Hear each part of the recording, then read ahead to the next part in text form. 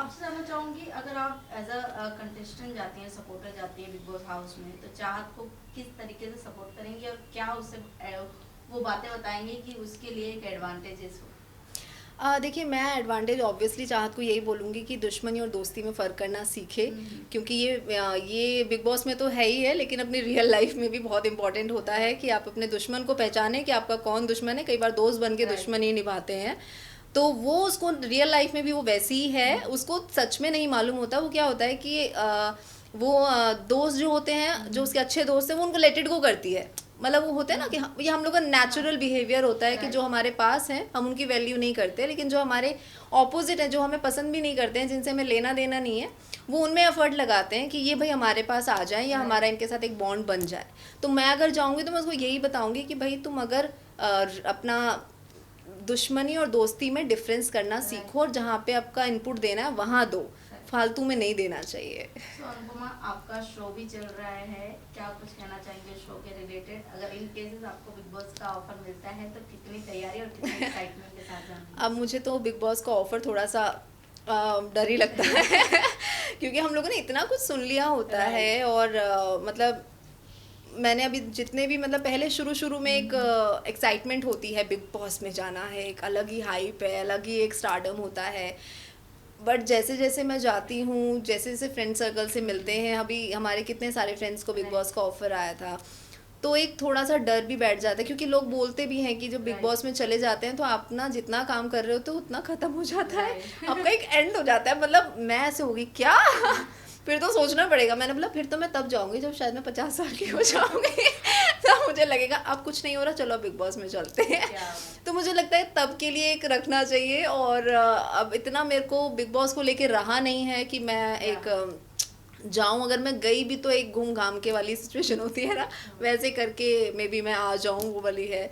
लेकिन हाँ, मतलब बिग बॉस का एक अलग पहले के टाइम पे बहुत था, क्योंकि अब इतना सीज़न निकल गए राइट। हैं, और फर्स्ट सीज़न से इतना तो एक देख देख के ना लोग थोड़ा सा हो गए। लेकिन आज राइट। भी वही ऑडियंस है, बहुत बड़ी बात है। मतलब एक यही शो है जो अभी तक इतना चल रहा है। क्योंकि कल मैंने जस्ट, मैं वैसे लाइव देखती नहीं हूँ, तो मैंने जस्ट लाइव चलाया ही था, तो उसमें 7 करोड़ के आसपास का व्यू दिखा रहा था। तो राइट। कितनी बड़ी बात है, मतलब आज के टाइम में इतना शो चलना, और या। लोग इतना, मतलब वो थोड़ा सा होता है ना, नेगेटिव या। एनवायरनमेंट हो जाता है बिग बॉस में। राइट। तो हम तो 1 घंटा नहीं देख पाते हैं, तो फिर वहाँ रह के कैसे झेलेंगे अनुपमा, अपने शो के बारे में कुछ बताइए, कुछ रीत देश के ऐसे भी।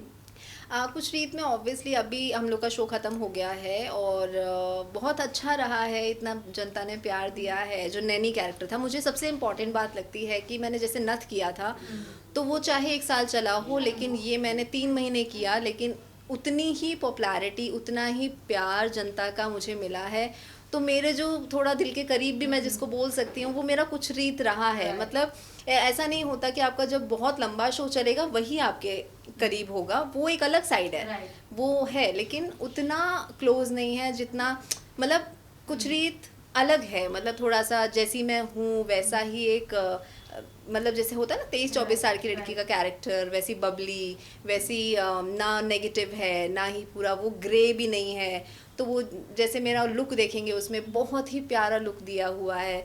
तो मतलब जेडी सर का शो था वो, तो ऑब्वियसली जेडी सर ने बहुत ही सोच कर, और जब मैं शो में आई भी थी तो उन्होंने खूब एफर्ट डाले कि अनुपमा को ये शो समझ में आ रहा है कि नहीं, क्योंकि एक एक कैरेक्टर को वो चीज़ें समझाना।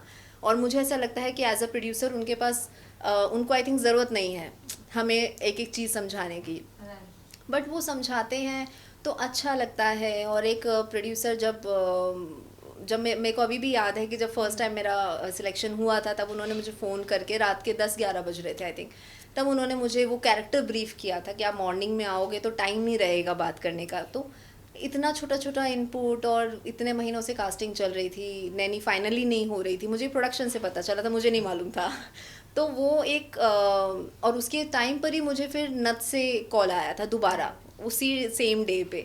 और वहाँ मैंने क्या है कि सोनी का शो जो था मैंने साइन कर दिया था, तो मैं वो चीज़ नहीं ले सकती हूँ, एक कमिटमेंट की भी बात राइट। होती है। आप ऐसे ही ये नहीं कि आपको यहाँ मिला तो वहाँ निकल लिए, क्योंकि मेरा फ़ायदा ऑब्वियसली नंबर ऑफ़ डेज़ हर चीज़ में मेरा नथ में ज़्यादा था। But just because of commitment मैंने सोनी को, जेडी सर के शो को इम्पोर्टेंस दी, और मैंने वही शो किया। क्योंकि होता है क्योंकि मैं आर्मी बैकग्राउंड से हूँ, तो मेरे लिए कमिटमेंट पहले है।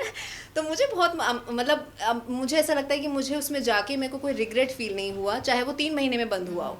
लेकिन प्यार इतना मिला है उस शो से, जेडी सर से, उनसे मिलके, तो शो नहीं बना तो क्या, लेकिन रिश्ते बन के निकले हैं, ये बहुत बड़ी बात है। As a Bigg Boss viewer आप किसे टॉप 3 में देखते हो? टॉप 3 में देखिए, एक होता है कि मैं किसको फेवरेट मानती हूँ, Right. और एक टॉप 3। तो मैं फेवरेट तो देखिए, मेरे फेवरेट बग्गा जी रहे हैं, चाहे वो नहीं कर रहे कुछ, लेकिन फिर भी एज अ पर्सन वो मुझे पसंद है स्टार्टिंग से। जब वो स्टार्टिंग में आए थे तब हाइप पे थे, वो अच्छा खेल रहे थे, उनका पता नहीं क्या क्या चल रहा था। बहुत अच्छी अच्छी कॉमेडी मारते थे, तो अच्छे हैं पर्सन। और विवियन भी अच्छा खेल रहे हैं। करण का मुझे बहुत स्मार्ट, मुझे विवियन से भी आई थिंक ऊपर करण का गेम लग रहा है, कि वो बहुत शार्प और स्ट्रेट मुंह पे बोल के भी खेलते हैं। और है मतलब, अब मुझे ऐसा लगता है कि जैसे करण और विवियन के बारे में अगर देखा जाए, तो मुझे लगता है उनकी दोस्ती अभी भी कहीं ना कहीं है। एक होता है कि आप दोस्त दोस्त बोलते हो लेकिन आप में है नहीं, तो मुझे उनकी दोस्ती अभी भी कहीं ना कहीं लगती है। मुझे लगता है कि करण ने एक बात बीच में शायद कुछ छेड़ी थी, कि शायद अभी तक विवियन को ये चीज़ नहीं मालूम है कि उसने दोस्ती क्यों बोला कि मेरा वो दोस्त नहीं है। क्योंकि एक होता है, नेचुरल चीज़ है कि अगर आपका दोस्त अगर कोई सामने वाला दुश्मन है, और आपका दोस्त अगर वहाँ जाके मिल जाए, अविनाश, करण और अविनाश की नहीं बनती है। अब उसका जो फ्रेंड है विवियन, अगर वो विवियन करण के पास जाएगा, तो ऑब्वियसली एक फ्रेंड को बुरा क्या, बहुत बुरा लगता है। अब उसने वो एज अ लड़का नहीं बोल पाते हैं, तो लेकिन उसको अंदर अंदर चीज़ लगी है, और उसने किसी से डिस्कस भी की थी, तो उसने बोला कि तुझे बोलना चाहिए था विवियन को, कह रहे यार ये बातें बोलने वाली थोड़ी ना है। तो मुझे ऐसा लगता है कि वो चीज़ थोड़ी हर्टफुल थी करण के लिए, और वहीं से उसको बुरा लगा है। और विवियन को क्या मतलब, करण को क्या, अगर हम में से कोई भी होगा, अगर आपका बेस्ट फ्रेंड है और वो अपने आपके दुश्मन के पास जा रहा है और वहाँ पर दोनों साइड बना के रखते, तो मुझे लगता है ऐसे फ्रेंड दूर ही रहने चाहिए। लास्टली क्या कुछ कहना चाहेंगे ऑडियंस को, और चाहत को क्या कुछ कहना चाहेंगे? चाहत को तो ऑब्वियसली आप लोग बहुत प्यार दे रहे हैं, तो उसको देते रहिए। जहाँ पर भी उसको ज़रूरत पड़े तो आप वहाँ पर भी उसको प्यार दीजिए। और आई थिंक वो जीत जाए तो बहुत ही अच्छी बात है, वरना फर्स्ट रनर तो वो डेफिनेटली आने वाली है। और विवियन नहीं होते तो मैं यही ज़रूर कहती कि वो फर्स्ट ही आएगी। पर विवियन है तो मुझे चांस वहाँ पर ज़्यादा लग रहा है। लेकिन एनीवेज वहाँ पर वो फर्स्ट रनर भी आती है तो भी बहुत बड़ी बात है। तो आप उसको ढेर सारा प्यार दीजिए, और आप हमेशा मुझे as a Anupama, as a Kalavati, नैनी, मतलब बहुत मोहिनी, पता नहीं कहाँ कहाँ कितने नाम हैं, जो आप लोगों ने मुझे बहुत सारा प्यार दिया है, और आप हमेशा मेरी फैमिली की तरह रहे हैं। तो ऐसा ही बनाए रहें, और जब नया शो आएगा तो आप सबको पता चलेगा। तो thank you so much. Thank you.